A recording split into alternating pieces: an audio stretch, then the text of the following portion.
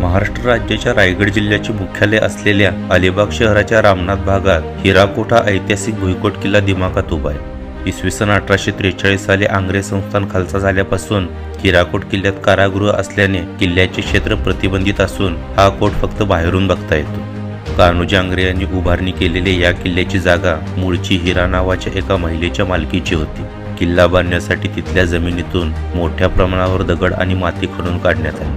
त्यामुळे तिथे एक मोठा तलाव निर्माण झाला, ज्याला आज हिराकोट तलाव म्हणून ओळखले जाते.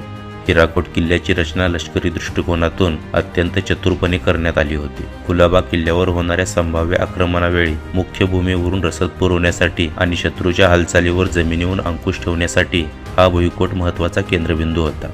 वास्तुशास्त्राच्या दृष्टीने हा किल्ला कोरड्या घडीव काळ्या पाषाणाच्या रचनेचे एक उत्कृष्ट नमुना आहे. तटबंदीसाठी वापरण्यात आलेले अनेक पाषाण प्रचंड आकाराचे असून अत्यंत कौशल्याची बाब म्हणजे हे अवाढव्य पाषाण एकमेकावर असताना कोणत्याही प्रकारच्या चुन्याचा किंवा सिमेंटचा वापर करण्यात आलेला नाही.